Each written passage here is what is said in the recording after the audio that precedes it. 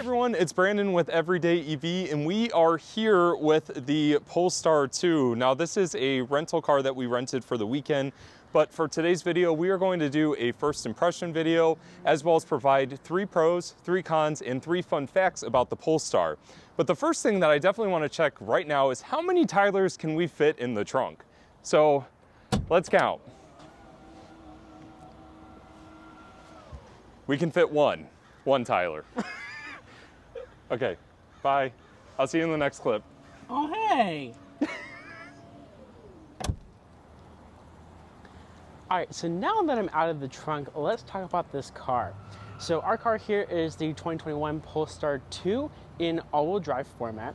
We have the performance package, the premium package, and the Pilot Pro package as well. So this car stickers for about $67,000. You can actually get the Polestar 2 starting at $44,000 for the front-wheel drive single motor. And that's before the tax credit as well. But our Polestar here has 408 horsepower, does 0 to 60 in 4.1 seconds, has 233 miles of range, and a 78 kilowatt hour usable battery pack. So now let's talk about the design of the Polestar 2. To be honest, I think it is one of the most beautiful electric vehicles on the market currently. I definitely think Polestar did a fantastic job with making sure that it looks like a very similar style to the Volvo family, but also very genuinely Polestar. You got these really nice LED Thor hammer accents that stretch across the front of the headlight into the front grille. And what's also really cool about these headlights is that they're called pixel technology. And pretty much what that means is that it takes the individual LED lights and it's adaptive based on when the car turns, so you'll get some nice cornering lights. And eventually, once it is legal here in the United States, you will get adjustable brightness as well, which is pretty cool. Up front, you have this very recognizable grille, and I will say that this really makes the front end come together. It's definitely recognizable as Polestar. You got the really nice modern looking badge. And on top of it, this color is called Moon. I believe it's called Moon Metallic, and it's absolutely beautiful. It almost has like a pearl hue to it. It's very gray, silver, and titanium at the same time. It's very hard to exactly tell what this color is, but I love it, absolutely love it. That's one of our pros. And then if you want to come over here, I'll show you another cool thing. So with the performance pack, you get these really nice upgraded 20-inch rims that come with sport contact tires. And since it is part of the performance package and Polestar uses some nice gold accents, you get gold brake calipers with cross-drilled brake calipers. These all Brembo brakes, so you'll definitely get some good grippage in terms of braking and handling. And the 20-inch rims definitely pulls the whole car together. And in a way, it almost looks like a lifted sedan, but it's not, which is also pretty cool. So if you want to come back over here as well, you get this really nice boxy silhouette, which I really like, kind of brings back memories of like old Volvos, some of the old boxy station wagons. But this is probably my favorite part of the entire Polestar 2. You have these wrapped LED brake lights, but these really bright reverse and blinker LEDs. But what's super cool about the Polestar 2 is that you get these really nice, I believe they call them dancing LEDs. So when you lock the car, you're gonna see that the LED lights, the blinkers will flash, and you unlock it, and the taillights almost come to life, which is super cool. And then when you lock it, you get that nice professional chime, and it goes right back into the car, which I just really think it makes the car look alive, which is really, really impressive. All right, so let's talk about charging on the Polestar 2. So the charge port is right here on the driver's rear side. This charges at a green level 6 or 150 kilowatts. You'll get 0 to 80% in under 40 minutes. And then you also have the really nice feature of having a light here in the charge port. So at nighttime, you can actually see where you're trying to plug into. And then for a home charger, this charges at 11 kilowatts. So pretty much overnight, you'll have a full charge for your Polestar for the next day. So one really nice thing about the Polestar 2 is that you have a lot of different storage options. So as content creators, we tend to have a lot of backpack filled with equipment. And what's nice about the Polestar 2 is that you have the sport pack design, which to me is a huge pro because you get a lot of space to just lay your backpacks down. put that there. And what's also really cool is that you have this little flap that you can hang groceries and you can strap things in so things don't roll around. And then you actually have more storage below here, which is just unbelievable. So this is definitely a big pro. We'll shut that, and then we'll go to the front. There's actually a front trunk, and you open it manually through here. You'll hear a little chime. And I always lose the latch. Oh, right here. There we go. I got it. So this does have a relatively small frunk, but it is big enough to make sure that, or to house your charging cables. And what's also really cool about this charger is that you can switch out the different plugins to charge faster if you need to. However, I would say that this is actually one of the cons that I have, is because the frunk is relatively small.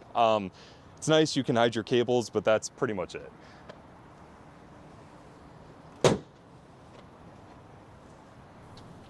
All right, so let's talk about interior here on the Polestar 2. So starting with the seats, you actually, in our model here, you actually have the cloth seats. The inserts here are actually made of wetsuit material, so they're actually super comfortable.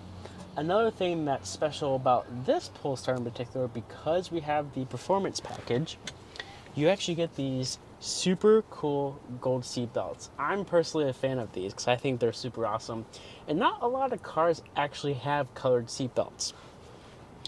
So the rest of the interior, you have this awesome center tunnel here. You also have the gear lever. What's nice about the Polestar is all you have to do is sit in the car, put your foot on the brake, and then move the gear shifter back, and the car's already on just like it is now. To go into park, you just hit the P button right there, and then you're in park, and that's it. What's nice about also the interior of the Polestar is the materials that you have. You kind of have like this little cloth material here. You have some real wood here as well.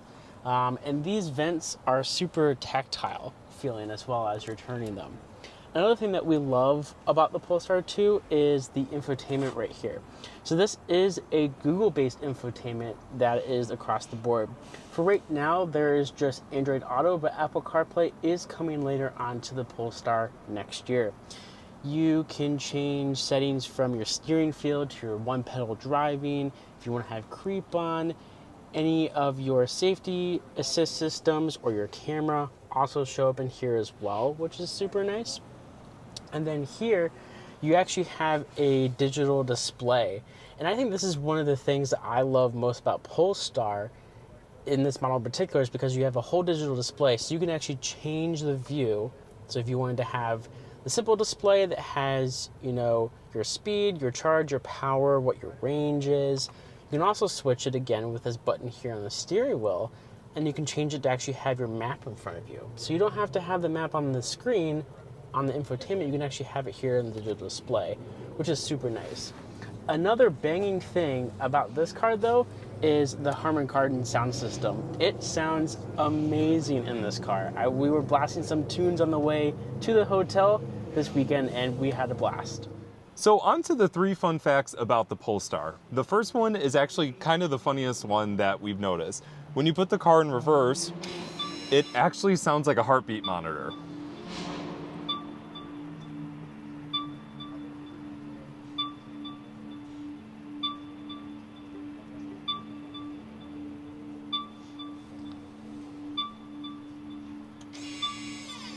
So let's hope the car never flatlines, because I think that's actually pretty dramatic and I love it. I really love that. Another fun fact is that this car is actually made in China and imported to the United States. And then the third fun fact are the side mirrors. So what you'll notice from here is that they're totally frameless. And what's so cool about this is that the whole body of the mirror, or like at least the casing, moves when you're adjusting the mirror. That's one of the coolest designs I've seen on any vehicle, and the fact that it's so frameless really helps with visibility in terms of what's around the vehicle. Let's talk about the driving impressions we have of the Polestar 2. I have to say, after we had the car for 4 days to experience, there's a lot that we love about the Polestar 2, but we did notice some gripes that we have with the car, but not too many. Our Polestar 2 did come with a performance package, which includes the Öhlins Dew-Flow valve shock absorbers. Quite the mouthful. Since there are various settings on these, our car was set to the in-between track and nominal setting. So during that time, we found the ride was very, very firm and harsh over a lot of bumps driving across LA on the 110. We definitely recommend either dropping this setting to nominal or softer for normal driving, or just not opting for that package at all if you're just looking for comfort. If you're looking for performance though, the Brembo brakes and the Öhlins are absolutely amazing for the spirited driving and performance driving that this car can handle. We have to say, in the canyons here and on Angeles Crest, the car was absolutely phenomenal and definitely lives up to its performance expectations. Power is more than enough with this car because it has over 400 horsepower, which was honestly available at any time. So we noticed that anytime on the highway, in the canyon, or even city streets, the power was always there and you were not lacking on any power. We did, however, have an odd squeak coming from the right rear suspension that was heard over bumps the more we drove the car. Since we weren't able to adjust the shocks for our trip, we just left it as is. So unfortunately, that's just something that we just noticed with having it geared towards the track setting for the suspension.